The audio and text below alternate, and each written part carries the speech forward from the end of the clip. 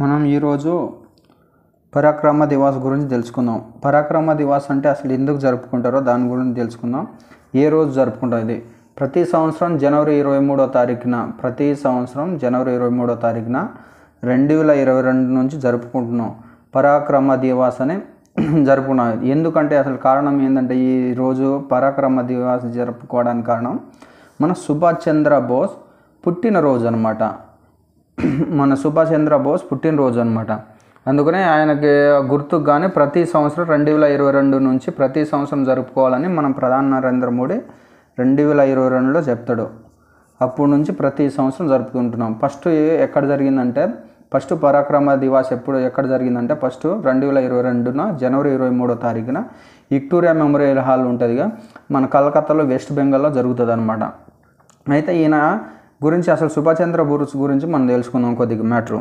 ఏంటంటే ఈయన జనవరి 23న కటక్లోనే ఎప్పుడు జన్మిస్తాడంటే 1897లో జన్మిస్తాడు. అయితే ఇప్పుడు 1897 నుంచి 2025 వరకు ఎన్ని అంటే 128 బర్త్ ఆఫ్ యానివర్సరీ అనమాట అయింది. అంటే 128వ బర్త్ యానివర్సరీ. ఈయన బిరుదు ఏంటంటే నేతాజీ అని చెప్తాడు. సుభాష్ చంద్ర బోస్ ఆయన పేరు అసలు. అయితే ఆయనకి బిరుదు ఏమని ఉంటుందంటే నేతాజీ. ఈయన రాజకీయ గురువు ఎవరిని అంటారంటే సిఆర్ దాసు. అయితే ఈయన ప్రభావితం చేసుకున్న అంటే కొంతమందిని చూసి నేర్చుకుంటారుగా, అలాంటి దాంట్లో ఈయనకు ప్రభావితం చేసిన వ్యక్తులు ఎవరంటే వివేకానంద అండ్ అరబిందో బోస్ అని ఉంటారు.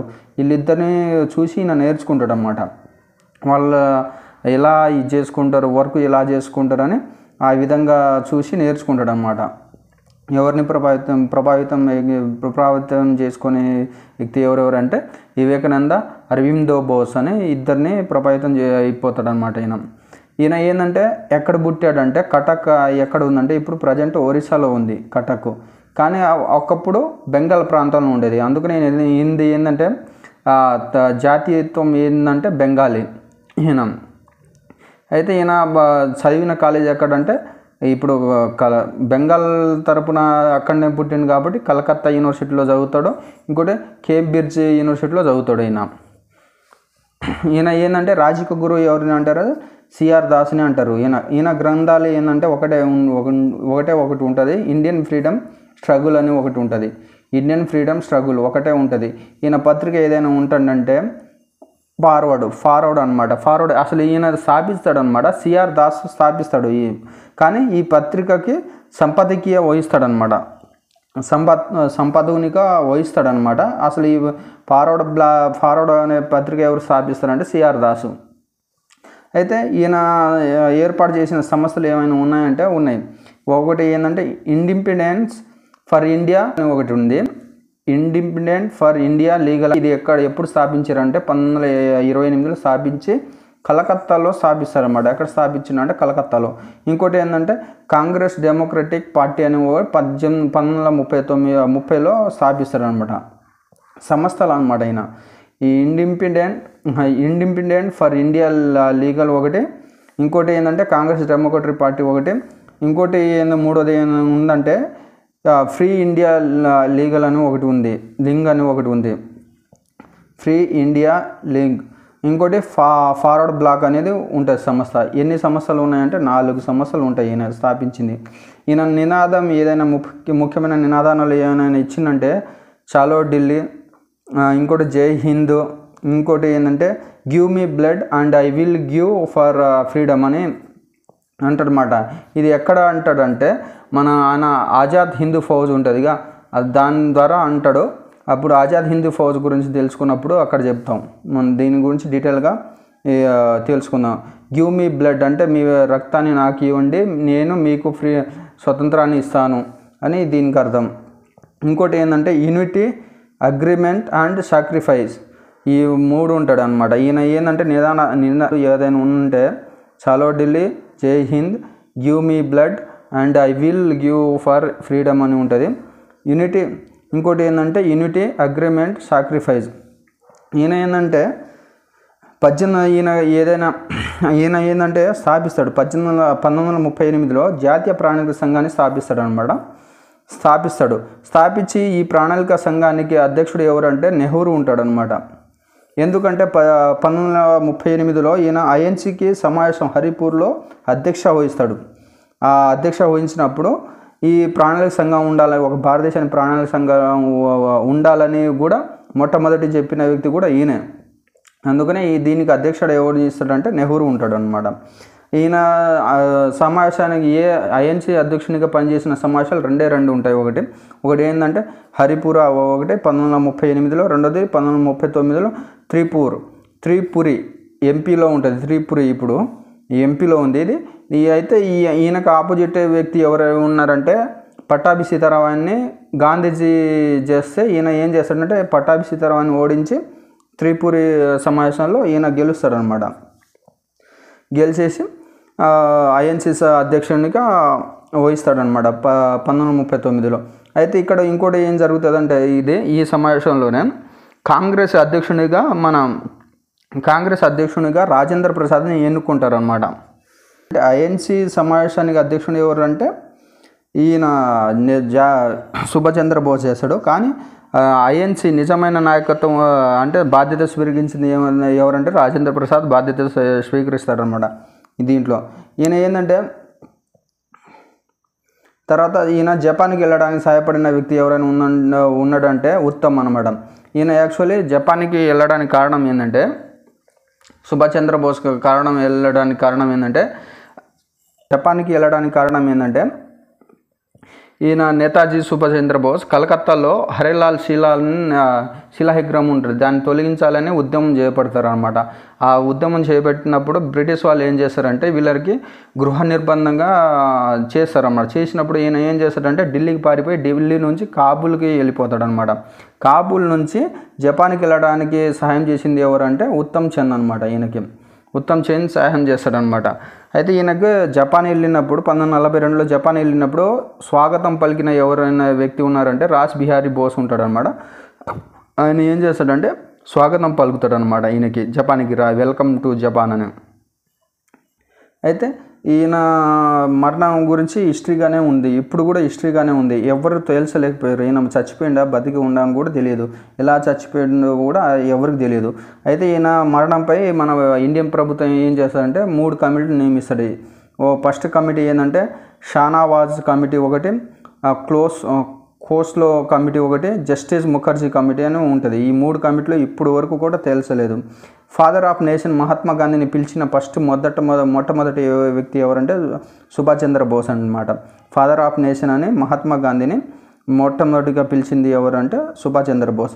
1942లో జర్మనీకి వెళ్ళిపోతాడు అనమాట. ఈయన జపాన్ నుంచి జర్మనీకి వెళ్తాడు అనమాట. అయితే మన భారతదేశం ప్రభుత్వం 2022లో ఏం చేస్తుందంటే నరేంద్ర మోడీ గారు ఏం చేస్తారంటే మన అండమాన్ నికోబార్ దీవులు ఉంటాయిగా, దాంట్లో ఐస్ ల్యాండ్లు ఉంటాయిగా, దీవులు ఉంటాయిగా, చిన్న చిన్న దీవులు, వాటిని పేరు పెడతారన్నమాట. రాస్ అనే ఒక దీవి ఉంది, దాని పేరు ఇప్పుడు ప్రజెంట్గా ఏం మార్చిందంటే నేతాజీ సుభాష్ చంద్రబోస్ అని పేరు మార్చారు. ఇంకోటి నీళ్ళు అనేది ఇంకో దీవి ఉంటుంది, దానికి సహాయుధ దీవిగా పేరు మార్చారు. హెవెల్ లాక్ అని ఒక దీవి ఉంటుంది, దానికి స్వరాజ్ అని పేరు పెట్టారనమాట.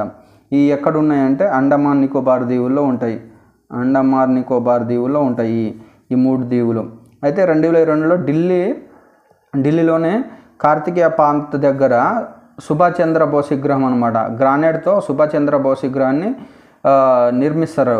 ఇది ఎప్పుడు అంటే 28 ఫీట్ అడుగుతో నిర్మించడం జరిగింది. దీనికి రూపకర్త ఎవరు అంటే అరుణ్ యోగి రాజ్ అనమాట.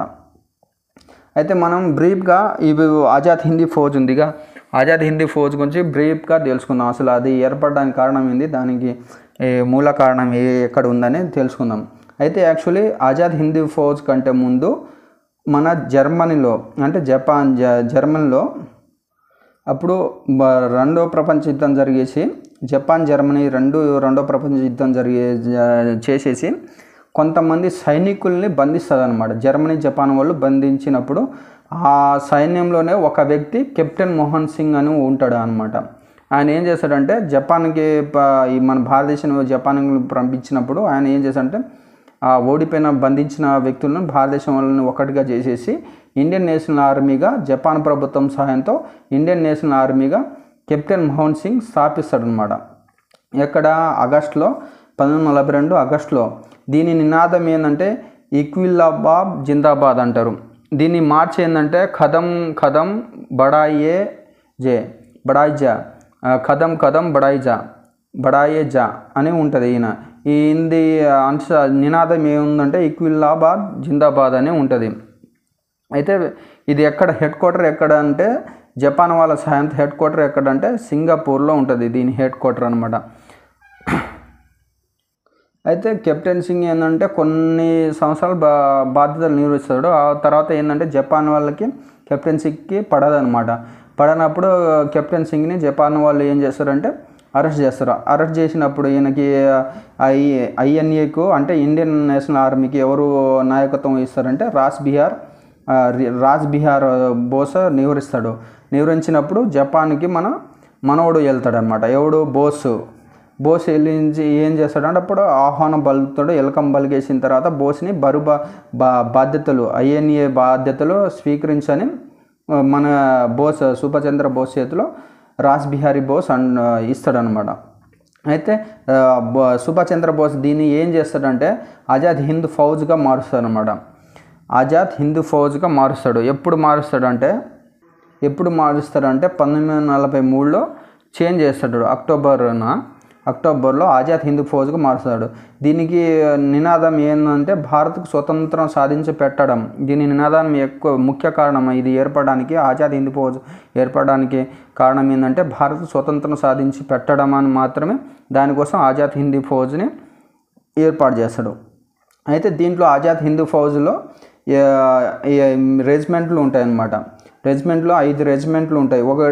ఒకటి గాంధీ రెజిమెంట్, ఇంకోటి నెహ్రూ రెజిమెంట్, మూడోది ఆజాద్ రెజిమెంట్, నాలుగోది బోస్, 5వది ఝాన్సీ. ఈ ఝాన్సీ ఏంటంటే ఝాన్సీ రెజిమెంట్లో ఓన్లీ లేడీస్ మాత్రమే ఉంటారు. మిగిలిన వాళ్ళ దాంట్లో జెంట్స్ ఉంటారు. అయితే ఝాన్సీ రెజిమెంట్కి ఎవరు కెప్టెన్ వహిస్తారంటే కెప్టెన్ లక్ష్మీ సెహగల్ అని ఆమె ఉంటుంది. ఆమె అధ్యక్ష వహిస్తుంది అనమాట. దీనికి సైనిక కెప్టెన్గా ఎవరిస్తుంది అనమాట. ఎవరు కెప్టెన్ లక్ష్మీ సెహగల్. ఎవరు గుర్తుందా మనకు? అబ్దుల్ కలాంపై రాష్ట్రపతిగా పోటీ చేసి ఓడిపోయిన వ్యక్తి ఎవరు అంటే లక్ష్మీ సెహగల్. అయితే బోస్ రెజిమెంట్కి అధ్యక్ష వహించింది ఏంటంటే షానవాజ్ ఖాన్ అనే వ్యక్తి ఉంటాడు.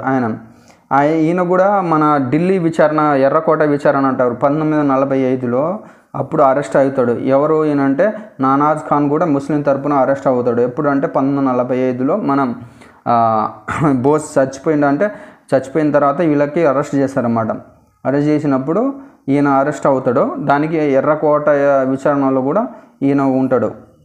అయితే 1943 అక్టోబర్ 31న సింగపూర్ తాత్కాలిక ప్రభుత్వాన్ని ఏర్పాటు చేశారు. బోస్ గారు ఏం చేశారంటే 1943 అక్టోబర్ ఇది ఆజాద్ హిందూ ఫౌజ్ ఏర్పాటు చేసిన తర్వాత ఏం చేశారంటే 1943 అక్టోబర్ 31న సింగపూర్లో తాత్కాలిక ప్రభుత్వాన్ని ఏర్పాటు చేసుకుంటాడు అనమాట. అప్పటికే మన అండమాన్ నికోబార్ దీవుల్ని ఆక్రమించుకుంటుంది. ఎవరంటే సింగపూర్ ప్రభుత్వం. అంటే సింగపూర్కి ఎవరు సపోర్ట్ ఉన్నారు అంటే జపాన్ వాళ్ళు సపోర్ట్ ఉంటారు. వాళ్ళు ఏం చేస్తారంటే ఆక్రమించుకుంటారు.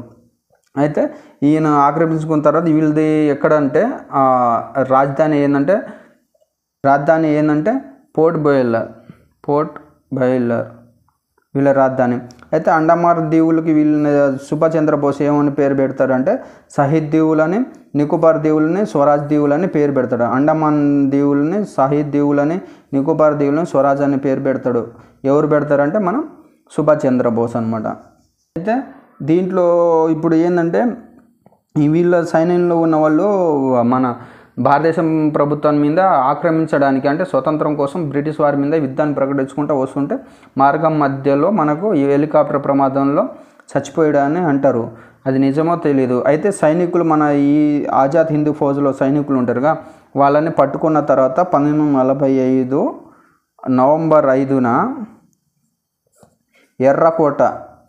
ఎర్రకోట విచారణ జరుగుతుంది అన్నమాట. ఎప్పుడు జరుగుతుందంటే 1945 నవంబర్ 5న ఎర్రకోట విచారణ జరుగుతుంది. దీంతో సమాప్తం. మన సుభాష్ చంద్రబోస్ గురించి తెలుసుకుందాం.